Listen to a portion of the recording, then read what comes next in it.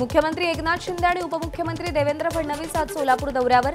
मुख्यमंत्री लाडकी बहीण योजनेच्या कार्यक्रमाला उपस्थित राहणार। महाविकास आघाडीमध्ये जाण्याचा इशारा देणाऱ्या चिंचवडच्या समर्थकांची अजित पवारांसोबत बैठक। चिंचवडची जागा राष्ट्रवादीला मिळावी, कार्यकर्त्यांची मागणी। अजित पवारांकडून मनधरणी। पाचोरामध्ये शिवसेनेच्या निर्धार मेळाव्याला भाजप पदाधिकाऱ्यांची गैरहजेरी। पालकमंत्री गुलाबराव पाटलांनी आपल्या भाषणात खंत व्यक्त केली। जालन्यामध्ये विधानसभेसाठी इच्छुक उमेदवारांच्या मुलाखती दरम्यान गोंधळ।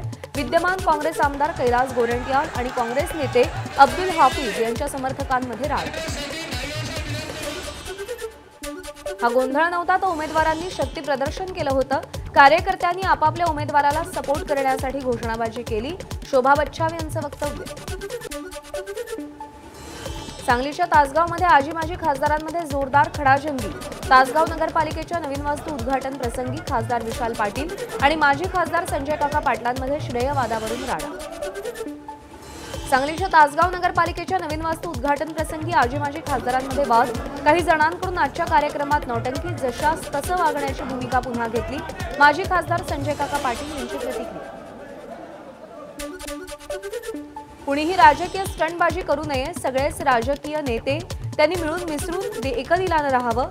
तालुक्यामध्ये शांतता राखावी। तासगावमधील राड्यानंतर पालकमंत्री डॉक्टर सुरेश खाडेंची प्रतिक्रिया।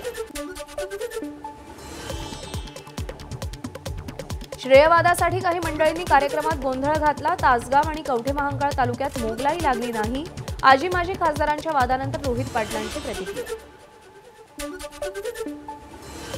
सिल्लोडच्या हळदा गावातही अब्दुल सत्तारांनी दिलेल्या साड्या जाळल्या। सत्तारांविरुद्ध गावकरी आक्रमक। जळगावच्या नीलकंठ शिक्षण संस्थेमध्ये शिक्षणाधिकाऱ्यांच्या दालनात हाणामारी। आजी माजी जिल्हा परिषदेचे सदस्य एकमेकांना भिडले। बोबदेव घाट अत्याचार प्रकरणी आरोपींचा शोध घेण्यासाठी सिम्बा या एआय तंत्रज्ञानाची मदत। काळोखामुळे सीसीटीव्हीत न दिसणारे संशयित आरोपींचे चेहरे पाहण्यासाठी या तंत्रज्ञानाचा वापर होणार। एबीपी माझा, उघडा डोळे बघा नीट।